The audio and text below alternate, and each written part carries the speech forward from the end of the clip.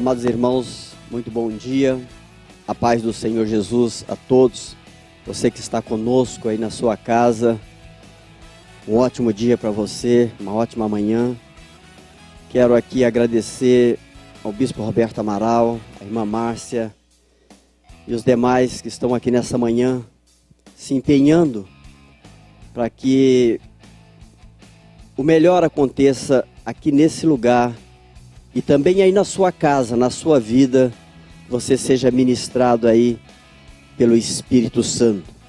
Quero convidar você a abrir a sua Bíblia então, no tema sugerido, no texto sugerido para o dia de hoje. Primeiro livro de Reis, capítulo 18.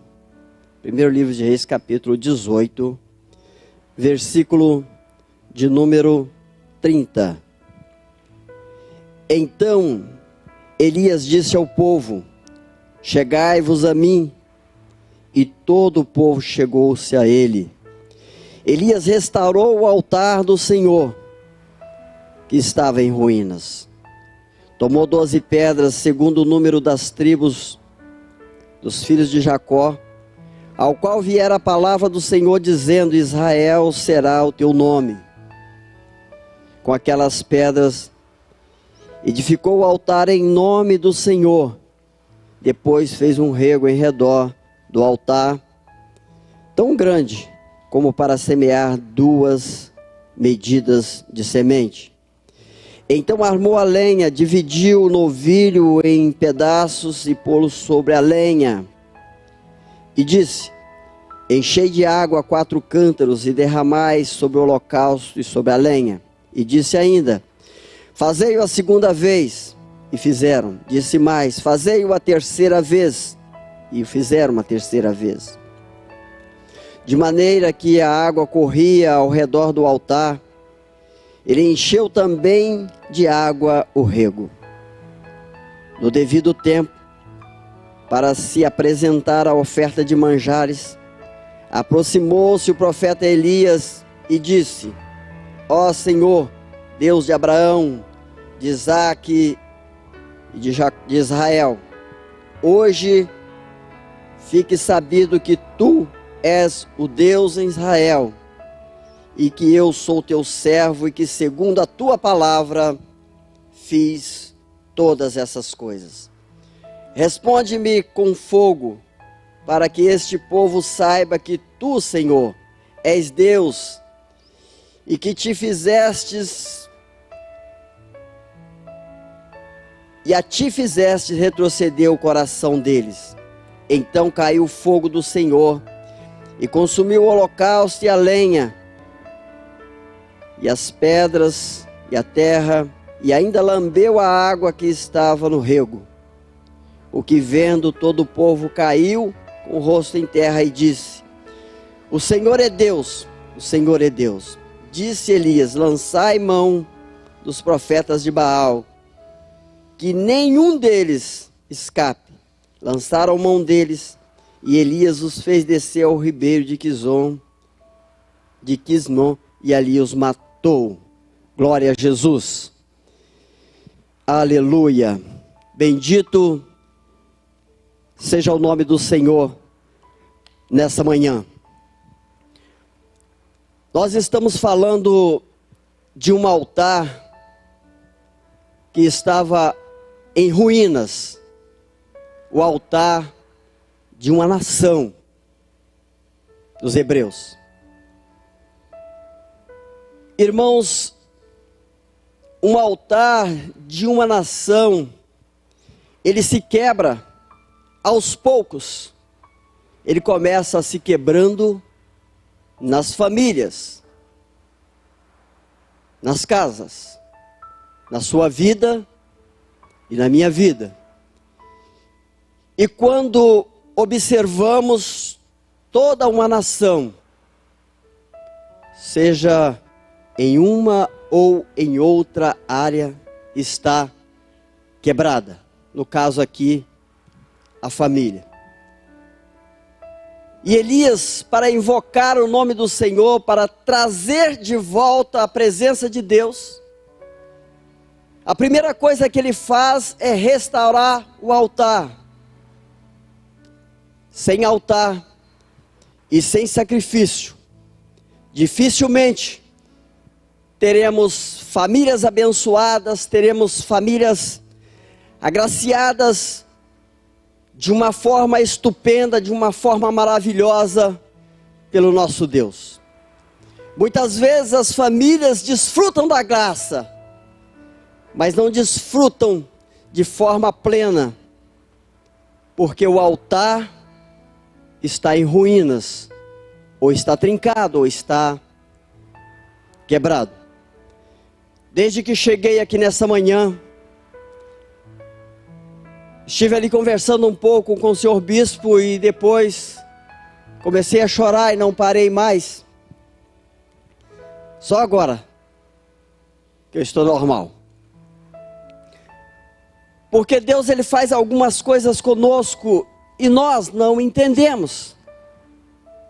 Está comigo aqui também nessa manhã o pastor Luiz Cláudio e o Diego, companheiros antigos ali da igreja de Bendes. E viemos conversando, como é normal, né? Eu escutava mais do que falava, mas de vez em quando falava alguma coisa. Pastor tem que aprender a ouvir. E o Diego começou a falar sobre uma pregação, uma ocasião na igreja de Mendes, numa ceia. E eu citava o jumento, o burro, na entrada triunfal de Jerusalém.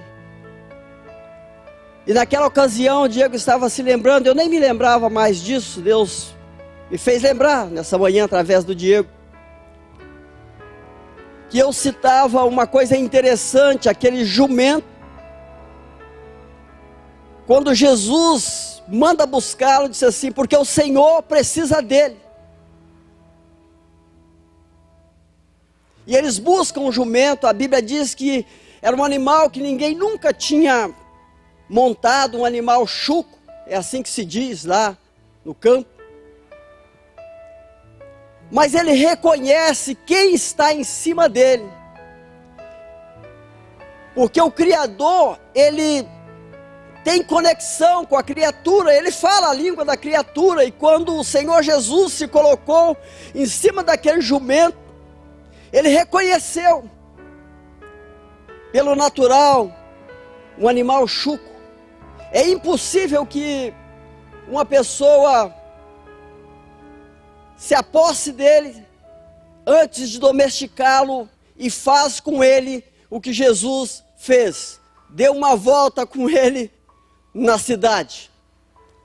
E o interessante é que eles lembravam bem que tinha muitas pessoas, era uma multidão. Um animal chuco, ele não consegue ficar assim no meio de uma multidão, de maneira pacífica. Mas o interessante daquele jumento é que ele reconhecia a voz, ele reconhecia o seu Criador. E eu fiquei bastante envergonhado, porque eu olhei para mim, e é como se o Espírito Santo estivesse me dizendo, se um animal é capaz de me conhecer, você não me conhece, você não sabe quem te trouxe aqui, você não sabe quem está com você. E às vezes, irmãos, isso acontece comigo e acontece com você. Nós somos tomados por alguns medos, por algumas situações, mas na verdade nós estamos a serviço do Mestre e precisamos reconhecer quem está em nós. E uma família, para ter o seu altar edificado, ela precisa saber quem governa a casa, quem governa o nosso interior, quem governa os nossos filhos. E não é esta a proposta de um mundo globalizado e de um mundo contextualizado para o mal. A proposta é totalmente diferente. Mas nós, a igreja, nós precisamos voltar para o Senhor no sentido de família, para entender quem está no governo. Para entender as ruínas do altar da nação de Israel, nós vamos discorrer rapidamente sobre alguns acontecimentos e avaliar o impacto que esses acontecimentos tiveram para que o altar se tornasse em verdadeiras ruínas. Nós podemos começar com os problemas na família de Noé. Família é um lugar que tem problemas. Família é um lugar que tem dificuldades que precisam ser trabalhadas, que precisam ser tratadas. E a gente percebe que a família de Noé, logo após o dilúvio, ela enfrenta uma situação. Noé toma uma decisão, na minha opinião, errada, de beber vinho demais. Aqui na Wesleyana, bendito seja Deus, é vinho nenhum, mas ele bebeu demais. E aquilo deu errado. Aquela decisão, aquela atitude de Noé o conduziu a ter uma atitude ainda pior, que é quando ele amaldiçoa o seu filho. Nós precisamos aprender, enquanto famílias, que seja qual for a situação de adversidade que nós estamos enfrentando, seja com a esposa com o marido, seja os filhos com o pai, ou o pai com os filhos, as palavras liberadas precisam ser de uma forma muito cautelosa, e precisamos seguir a orientação bíblica, que nos manda abençoar e nunca amaldiçoar. Noé toma aquela decisão que gera um grande impacto na sua família. Nós podemos observar, isso está registrado no livro de Gênesis, capítulo de número 9, versículo de número 25. Nós podemos também falar aqui nessa manhã da interferência de Sarai. Em Gênesis capítulo 12, em Gênesis capítulo 16, versículos 2 e 3, a Bíblia diz que ela toma ali uma decisão de ter filhos através da serva. Ela vai interferir no projeto original, ela vai interferir naquilo que Deus havia programado. E nós sabemos que essa interferência de Sara trouxe sofrimento para Abraão, para Sara, para Agar, e também para Ismael, e também para Isaac, o filho da promessa. As nossas interferências, elas precisam ser também de maneira muito cautelosa, porque há situações que nós interferimos de maneira boa, é verdade. Às vezes as coisas não estão bem, nós precisamos interferir. Mas o problema é que às vezes a interferência, sem a direção do Espírito Santo, conduz uma família ao sofrimento, a alguma coisa que Deus não programou para essa família. E essa família, ela sofre alguns danos por essa causa.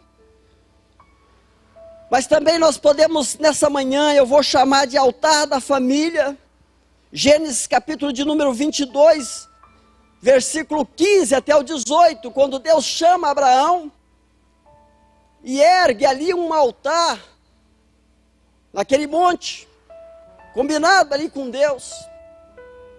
E ele coloca Isaac, ele apresenta, vamos dizer assim, nessa manhã, os alicerces, a estrutura do projeto que Deus tinha com ele através de Isaac. Deus faz esse pedido e Abraão imediatamente ele decide atender. E eu posso dizer para você que não foi uma tarefa fácil para Abraão. E eu percebo nos relatos bíblicos que ele não consulta a esposa para tomar essa decisão de ir até o monte, para ali sacrificar Isaac. Para você que está me ouvindo nessa manhã, você que é esposa, você que é pai, existem coisas que são particulares de Deus com você, e você precisa cuidar delas de maneira particular, porque a sua esposa não vai entender, o seu marido não vai entender. Pelos relatos bíblicos, Abraão, ele toma todas as decisões e faz aquilo que devia ser feito. E eu quero te conduzir a pensar comigo, como seria a vida de Abraão se ele retornasse sem Isaac? Como seria o casamento? Como ele chegaria até Sara? Então existem situações na nossa vida, na família, que é confiar ou não confiar, é saber quem está em nós ou não saber quem está em nós, é saber quem está falando conosco ou não saber quem está falando conosco. E se é o Espírito de Deus que está falando conosco, nós podemos fazer, porque vai dar certo. Ele vai tomar todas as providências. E naquele altar, nós podemos perceber ali a primeira providência da família. A primeira providência do projeto de Deus. Deus não queria abater a estrutura, Deus não queria acabar com Isaac. Deus apenas queria fazer ali com que as famílias entendam que tudo é dele, que tudo vem dele, que tudo é por ele, que tudo é para ele. E quando eu entendo isso, que eu não tenho, quando eu entendo que eu sou, mas eu não tenho. Nós vivemos numa sociedade onde as pessoas estão preocupadas em ter, as pessoas querem ter Deus, as famílias querem ter Deus. Mas as famílias muitas vezes não se preocupam em ser de Deus. Ser é mais importante do que ter. Se eu sou de Deus, eu tenho todas as coisas. Mateus, ele relata isso. Buscai em primeiro lugar o reino de Deus e a sua justiça, e as demais coisas serão acrescentadas. Se eu sou de Deus, eu tenho as outras coisas. Mas se eu tenho Deus, às vezes eu não consigo ser de Deus. Precisamos entender isso como família. Precisamos ser de Deus e não apenas ter Deus nas nossas casas, ter Deus nas nossas famílias. Precisamos ser família de Deus. E nesse texto de Gênesis capítulo 22, versículo 15 ao 18, a Bíblia diz que Deus, ele brada, através do anjo, ele disse: em ti serão benditas todas as famílias da terra, ou todas as nações.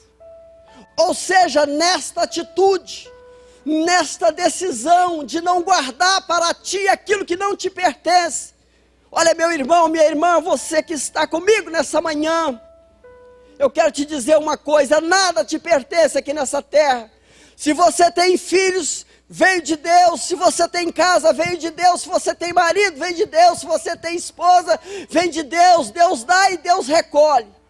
Então Deus, ele olha para Abraão e disse: em ti, ou nessa atitude, nessa decisão de não me negar nada, todas as famílias da terra serão benditas. Uma decisão e algo tremendo que alcança todas as nações. Como família de Deus, precisamos aprender a tomar decisões que alcancem o coração de Deus e que gerem um impacto na vida, até mesmo das gerações futuras, como aconteceu no caso de Abraão.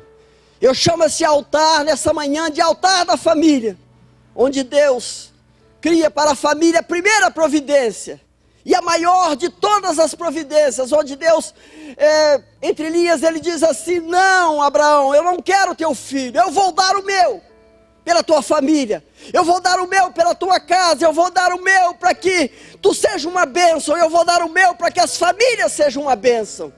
Eu apenas preciso saber se você confia.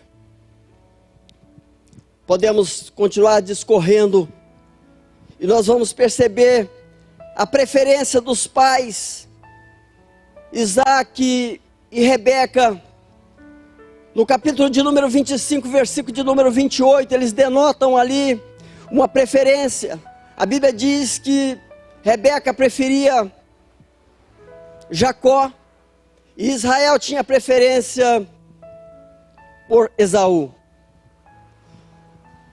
E nós sabemos, irmãos, que essa preferência, ela gerou alguns conflitos naquela família e alguns sofrimentos. Você que é pai, você que é mãe, nós sabemos que tem filhos que tratam os pais de uma maneira diferente, mas isso também vem de Deus. Não é porque um filho trata de uma maneira diferenciada que ele é melhor que o outro filho. Não é porque um filho segue uma linha de acordo com seu pai, que ele é melhor que outro filho e deve ser tratado com preferência. As preferências, elas trazem sofrimento para a família. E essa preferência de Isaac e de Rebeca trouxe muito sofrimento para esta família patriarcal. E a Bíblia relata que eles tinham esta preferência. Então nessa manhã, que você saiba tratar o seu filho, você saiba tratar a sua filha, sem permitir que ele perceba que existe algum tipo de preferência de sua parte. Eduque os seus filhos, ensine-os a entender que eles são pessoas diferentes, mas são iguais no seu coração enquanto pai e enquanto mãe. E essa responsabilidade para que o altar permaneça sem rachaduras, essa responsabilidade é nossa, essa responsabilidade é dos pais, de fazer com que os filhos entendam, porque a obrigação de ensinar o filho no caminho que deve andar é do pai. Podemos também observar, irmãos, a insensibilidade de Eucana. A Bíblia fala no primeiro livro de Samuel, capítulo de número 1, versículo 8, uma mulher em prantos, uma mulher chorando, uma mulher amargurada de alma, uma mulher angustiada porque não podia ter filhos. E ela trata com o marido num determinado momento insensato para aquela situação. Não vou dizer aqui, eu não vou ousar, porque a Bíblia não diz isso, que Eucana era um sujeito insensato, mas às vezes nós temos na nossa vida momentos de insensatez, e Eucana, ele é indiferente ao sofrimento da mulher, e ele diz que ele era melhor para ela, ou faz uma pergunta se ele não era melhor para ela do que 10 filhos. Eu chamo isso, irmãos, de insensibilidade com o cônjuge.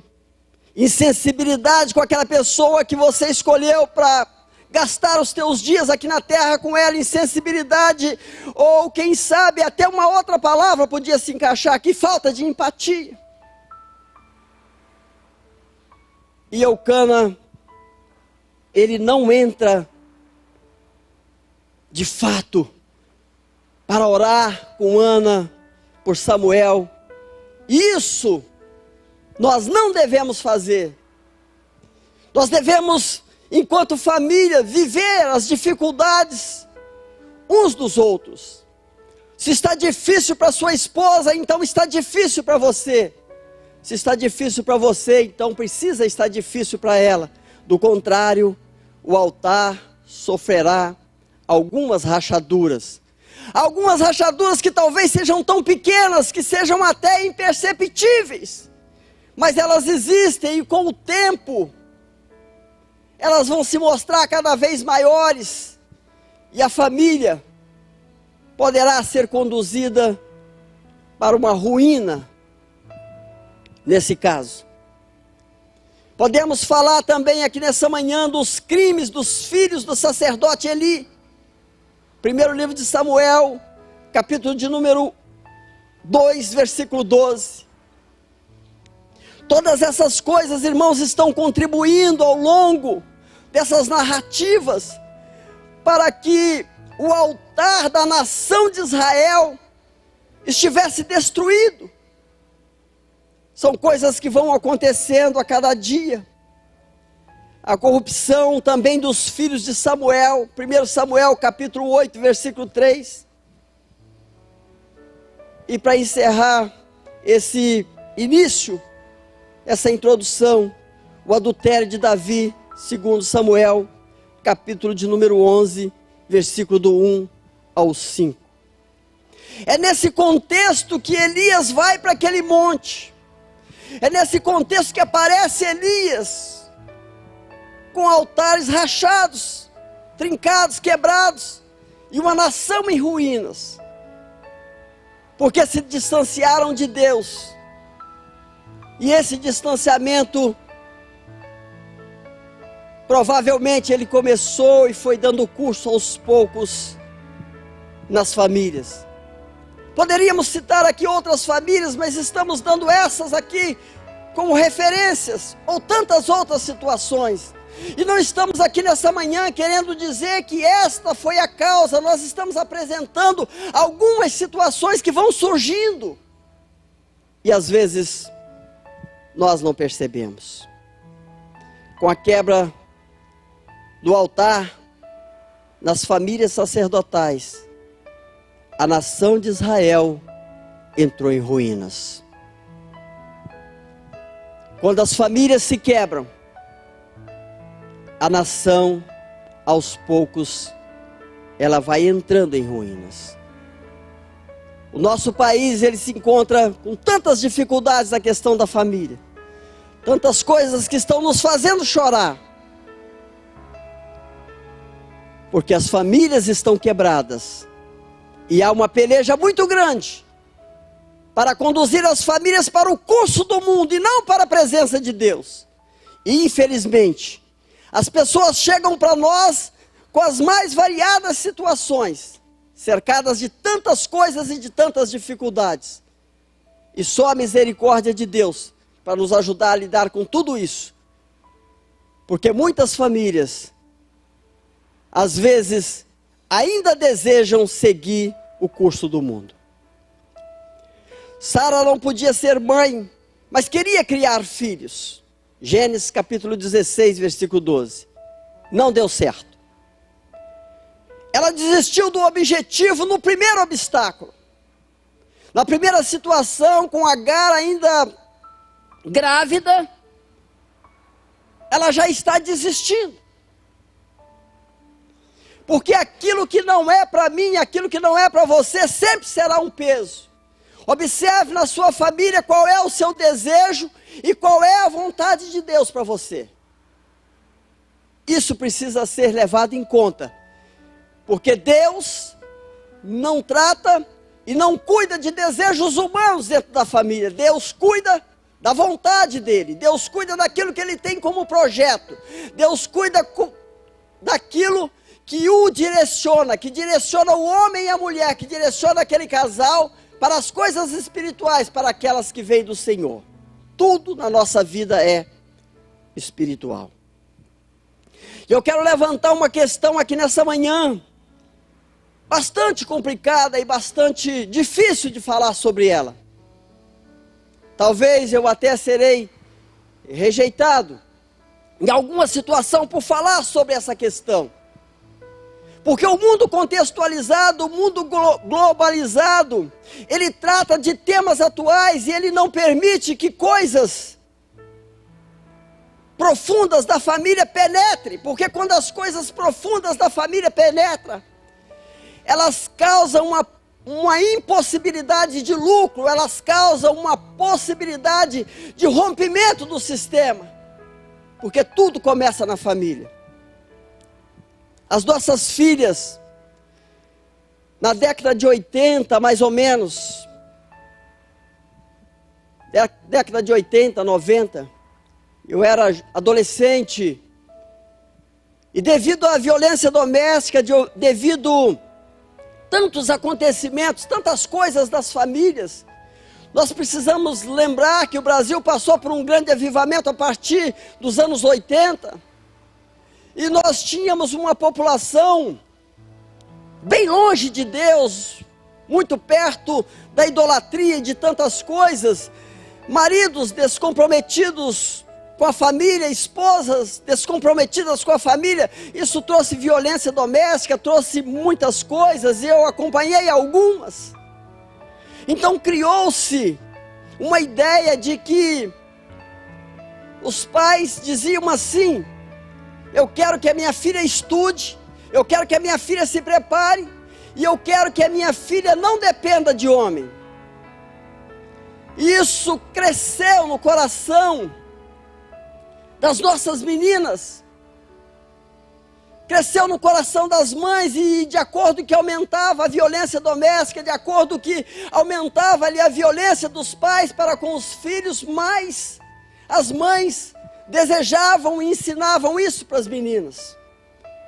Eu não vou dizer aqui que é errado, mas a única coisa que eu vou dizer para você nessa manhã é que nós ensinamos as nossas filhas que elas precisam ter uma carreira profissional. Nós ensinamos as nossas filhas que elas precisam ser bem-sucedidas na vida, que elas precisam ter capacidade de consumo, que elas precisam não depender do marido.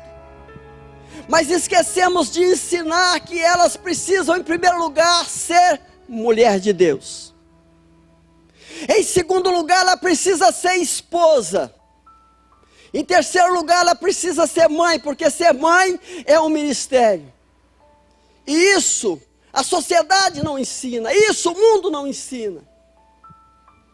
E infelizmente as pessoas chegam para nós, já dentro desse contexto, adolescentes e jovens que cresceram ouvindo a sua mãe dizer: olha, você precisa ser alguém, mas nunca procurou lembrar que ela precisa ser uma mulher de Deus, que ela precisa ser uma esposa e que ela precisa ser uma mãe. Às vezes ela até quer ter filhos pelo instinto, mas ela não quer criar.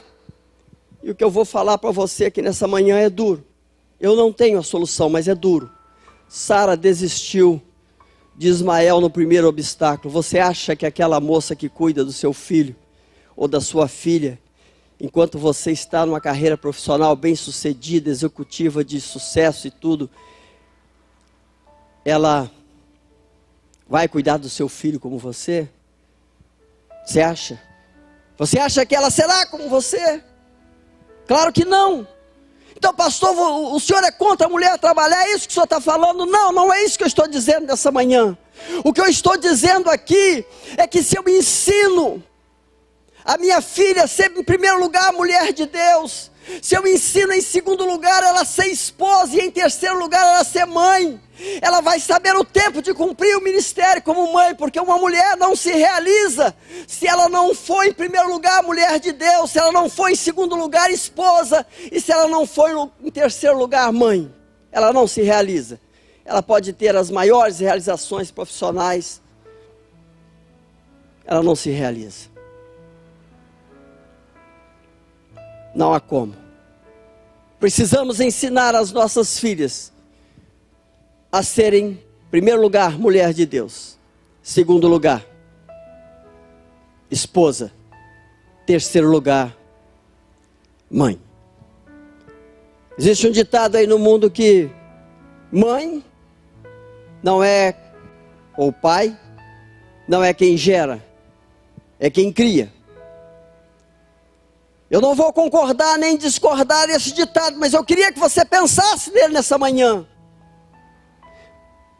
E eu quero falar para você que tem condições de criar o seu filho, mas não coloca a sua carreira profissional no altar, por causa de desejos consumistas e tantas outras coisas, porque a família não é prioridade. Esse é o caso que nós estamos enfrentando. Queremos ter família, mas não queremos colocar nada no altar. Se a mulher precisa trabalhar enquanto o filho está pequeno, se é uma questão de sobrevivência, então isso não é assunto para nós tratarmos aqui. É assunto para cada um tratar de forma individual com Deus. Mas podemos fazer escolhas em tempos diferentes. Como Salomão mesmo disse, tempo para isso, tempo para aquilo. Se mãe é quem cria, imagina como estão as famílias, por quem estão sendo criadas. É difícil falar isso aqui, mas eu disse ao Senhor que eu não ia me acovardar. É preciso dizer. Pastor, tem saída? Eu não sei. Aos olhos humanos não há saída. A mulher está no mercado de trabalho, ela precisa trabalhar. É do contexto, é da globalização, é uma necessidade. Sim. Qual é a saída? Ensine a ela a ser mulher de Deus. Ensine a ela a ser esposa. Ensine a ela a ser mãe. Que quando chegar o tempo de cada coisa, o Espírito Santo a direcionará. E se ela tiver mesmo que seguir uma carreira também, o Espírito Santo preparará as condições. A questão não é seguir a carreira ou não seguir a carreira. A questão é quem está no controle. A questão é quem comanda.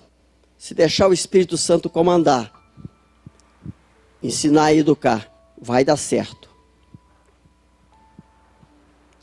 Rebeca, para atender o desejo do seu coração, colocou o filho acima do pai. Mentiu para Isaac. Nunca podemos colocar o filho acima do pai ou acima da mãe.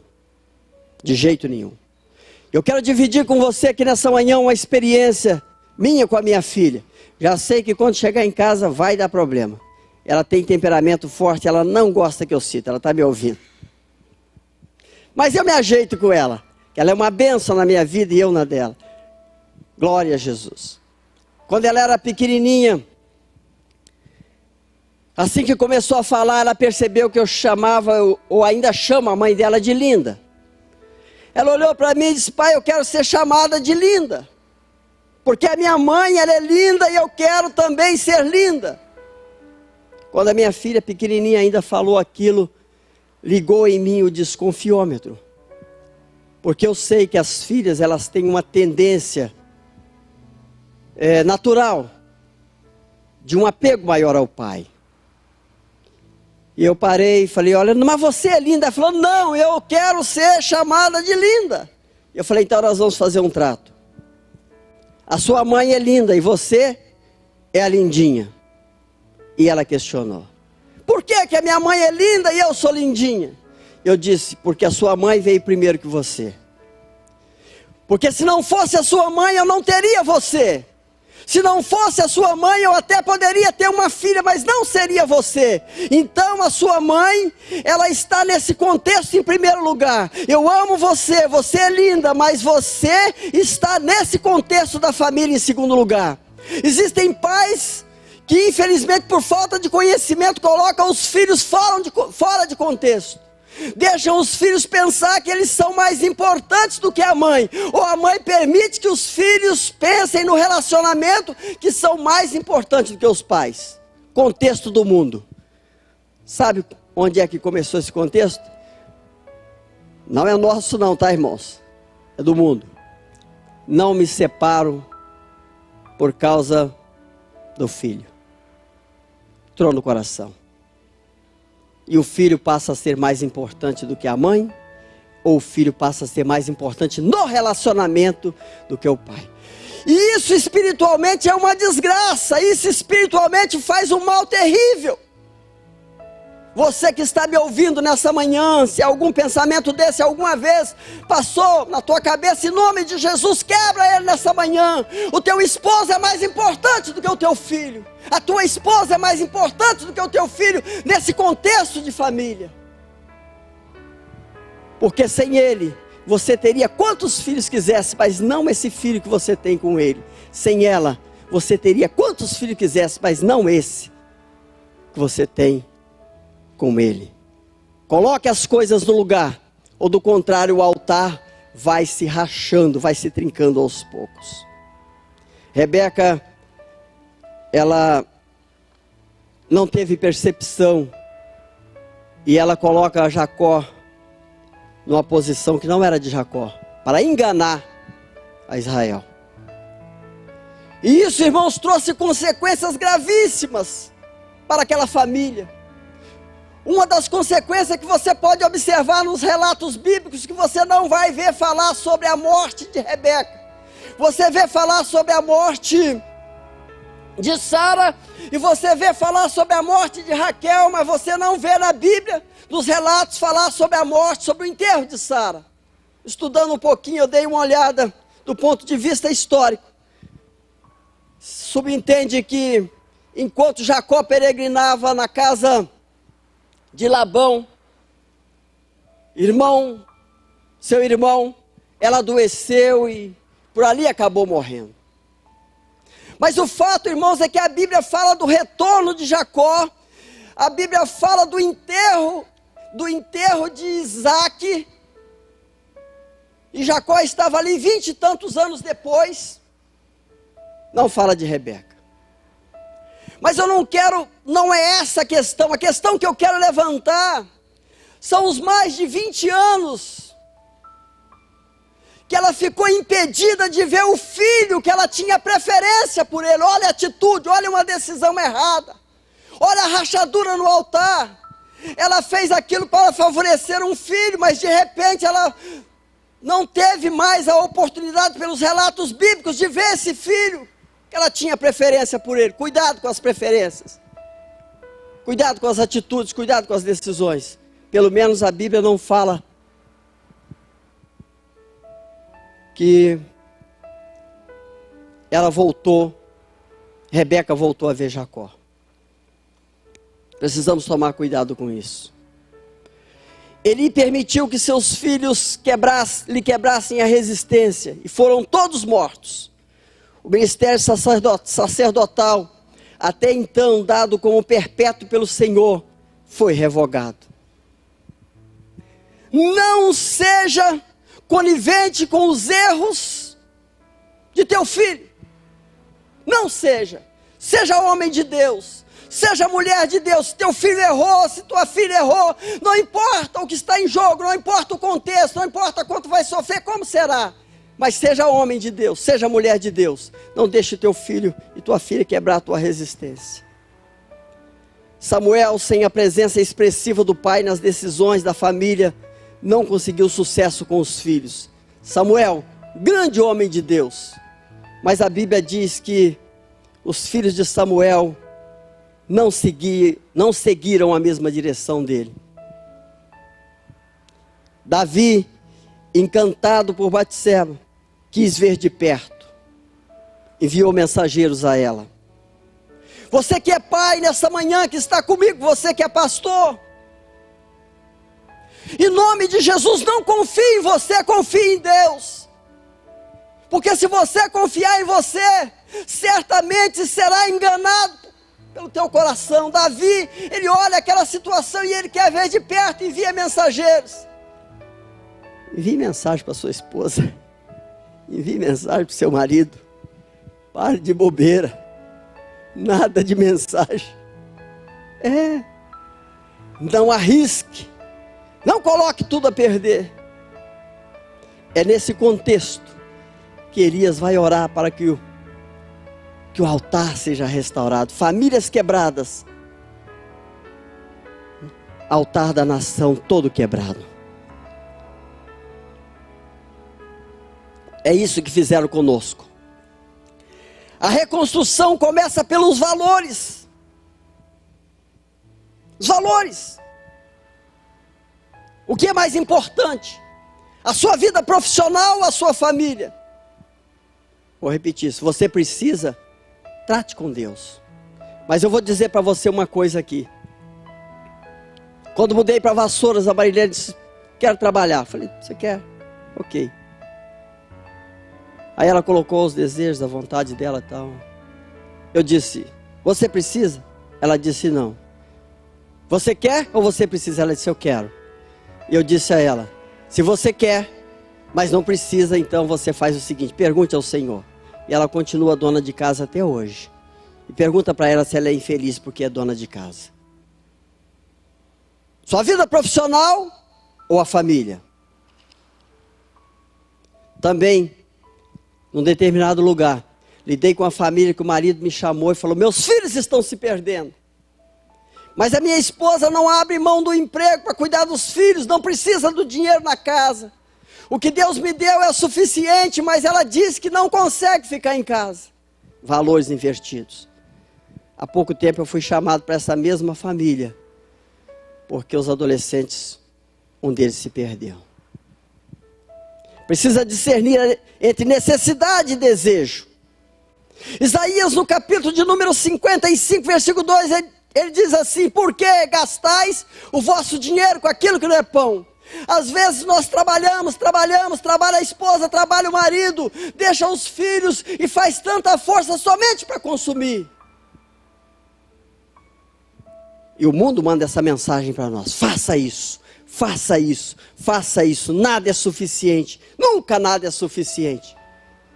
Mas não existe família abençoada e refrigerada pelo Espírito Santo se não tiver família no altar. E se tem altar, precisa ter sacrifício. O pai precisa se sacrificar, a mãe precisa se sacrificar, e os filhos precisam também se sacrificar.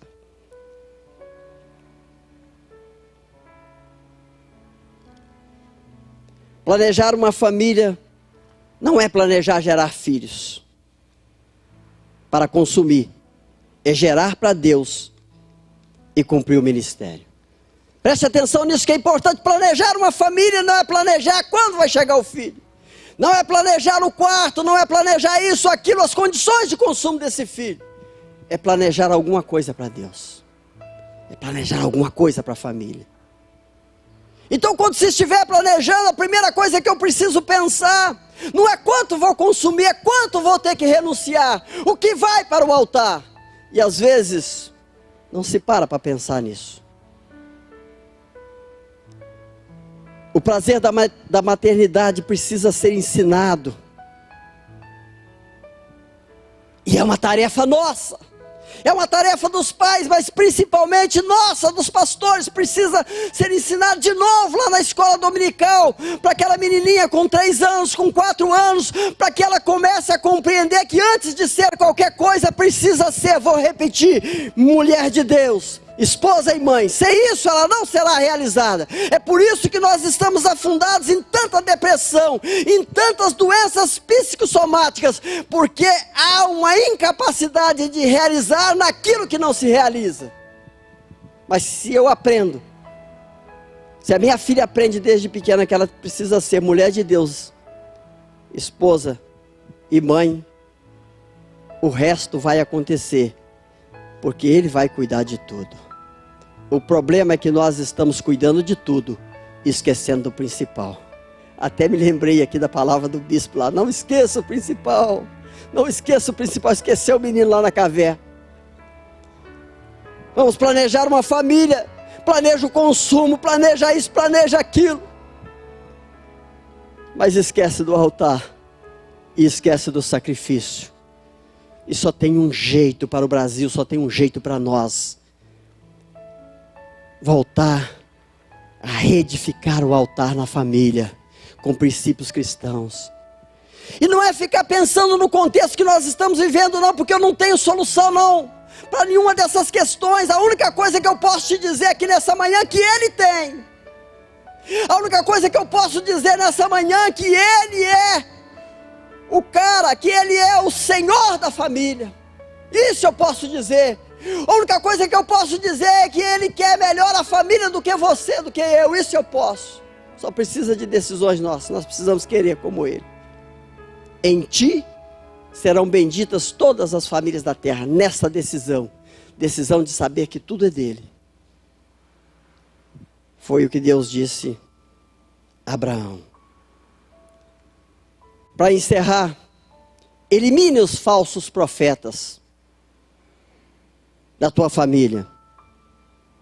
Fuja dos temas atuais, mas seja atualizado. Fuja dos temas atuais, mas seja atualizado. Preste atenção.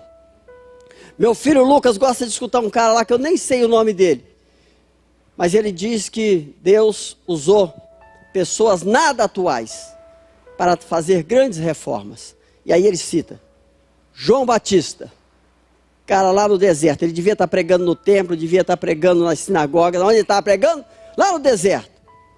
Mas a mensagem de Deus na boca daquele homem desatualizado, aquele homem nada atual para os seus dias, fazia com que as pessoas largassem a cidade e fossem ao encontro dele, porque as pessoas vão onde há unção, as pessoas vão onde há propósito de Deus, as pessoas vão onde há o Espírito de Deus, porque as pessoas estão cansadas de tantas coisas atuais, mas que traz sofrimento, que traz angústia e que traz depressão e doenças desse nível.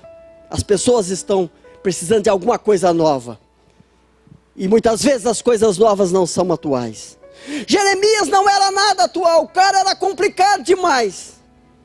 Não resolveu problema nenhum no tempo dele, mas profetizou o tempo todo, enfrentou o pecado o tempo todo, enfrentou as questões o tempo todo.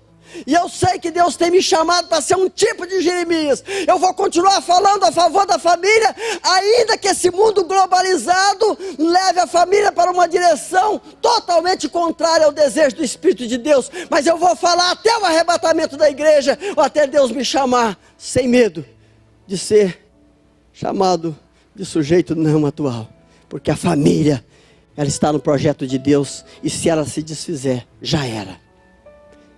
Então, enquanto igreja, nós precisamos lutar por isso.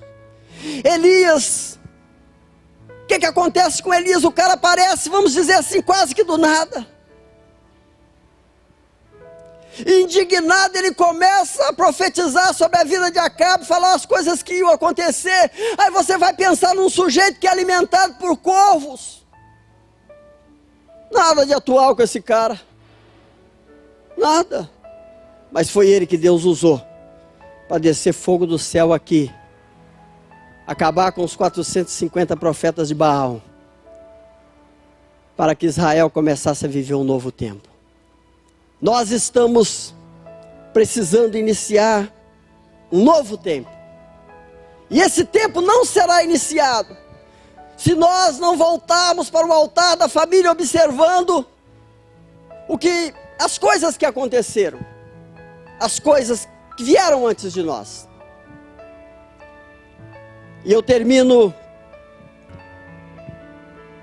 com algo que às vezes é muito dito no púlpito. Pastor está pregando e ele diz: meu irmão, não desanime, Davi pecou e tal. Eu termino dizendo que essas coisas ficaram registradas. Não é para eu animar uma pessoa que pecou. Se ela pecou, ok, vou lá encorajá-la. Mas isso está registrado. É para eu pregar da seguinte maneira: veja o que aconteceu na vida de Davi. A espada não saiu da casa dele, ele olhou a segunda vez e não deu certo. Então você não deve olhar a segunda vez, você não deve tomar essas atitudes. É isso que eu preciso ensinar.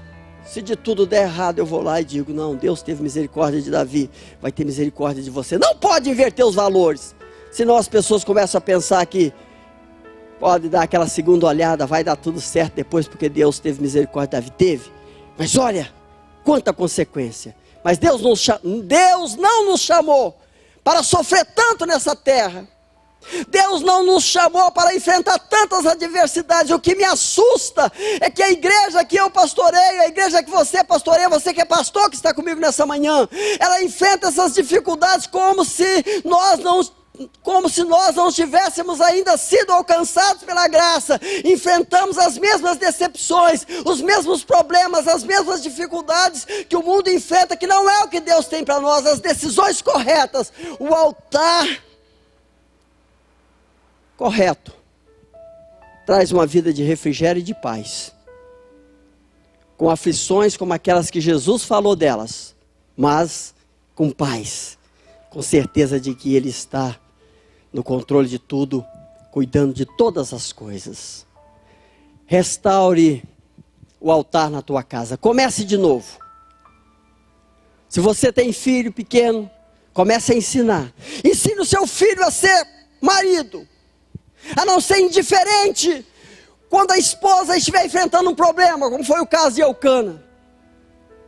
Meu filho, quando ia casar, o mais velho, chamei ele para uma conversa, falei: não, pai, já sei, isso aí está tudo cheio. Falei: não, vem aqui, rapaz, senta aqui. Você tem mais de 25 anos, mas senta aqui que eu vou te falar. O que você já sabe, guarda para você. O que você não sabe, você vai escutar. Você tem que saber. Ensine o seu filho, ensine a sua filha. E o altar vai ser restaurado. Em algum tempo, não sei em quanto tempo. O tempo é com Deus. Mas se a gente começar agora, através desse trabalho que Deus colocou no coração do bispo Roberto Amaral, juntamente com a irmã Márcia, se nós começarmos agora, amanhã, já terá um dia que nós estamos trabalhando nesse sentido, de convencer as nossas meninas a serem primeiro mãe, serem primeiro esposa, segundo mãe, e depois, primeiro Primeiro, mulher de Deus. Segundo, esposa. Terceiro, mãe. Para não fugir da ordem. Daqui a uns tempos, nós teremos famílias fortes. Nós teremos executivas, de repente, trabalhando no mercado, fazendo grandes coisas, mas Deus cuidando de tudo. Porque quando eu entendo as coisas de Deus, Deus cuida das minhas coisas. O problema não é trabalhar fora. O problema é não deixar Deus cuidar daquilo que só Ele pode cuidar.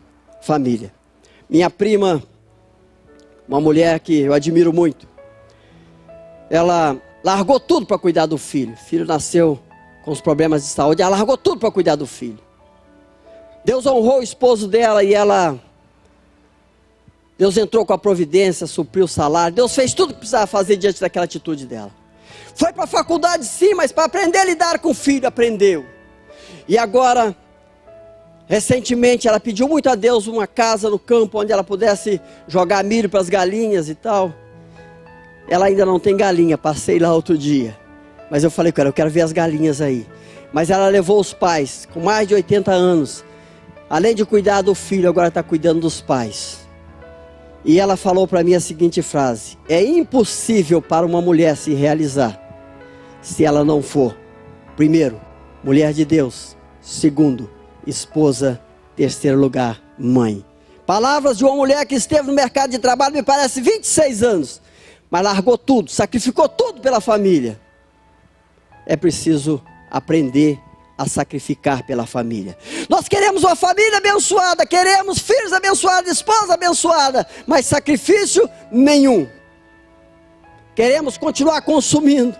Queremos continuar consumindo e trabalhando cada vez mais. E os nossos filhos sofrendo as consequências. E aí divórcio, doenças psicossomáticas e vai por aí afora. Eu quero ler, agora para encerrar mesmo, glória a Jesus, uma mensagem que me enviaram aqui. Essa mensagem foi escrita por uma pessoa chamada Stefânia Braz. Ela disse assim: a geração mais livre, empoderada, sem filhos, sem regras, sem tabus, sem esse Deus retrógrado e sua lei ultrapassada, sem compromisso com a família, amante do divórcio, com tudo na mão, com toda a tecnologia que o futuro nos havia prometido, com drogas na esquina, com sexo na esquina, é a geração mais depressiva e ansiosa e suicídia. Cadê a felicidade de vocês? Vocês foram enganados. A ausência de regras, princípios, não liberta ninguém. Stefânia Braz. Eu termino por aqui, dizendo nessa manhã: valorize a sua família. Se você que está me ouvindo, ouviu essa palavra da Stefânia, talvez você ainda não se posicionou, pare para pensar. Bendito seja o nome do Senhor nessa manhã. Ó Deus, toma a direção das famílias. Restaura, Senhor, os altares. Muda a história da nossa nação. Tem de misericórdia de nós, Senhor, que estamos vivendo esse tempo tão difícil, onde querem acabar com essa instituição chamada família. Mas nós estamos, Senhor, num tempo de resistência, e eu peço ao Senhor que nos ajude a resistir até o fim, até o arrebatamento. Porque é isso que nós desejamos, Senhor. De minha parte, eu invoco o Teu nome nessa manhã para que eu resista até o fim. Deus abençoe sua vida.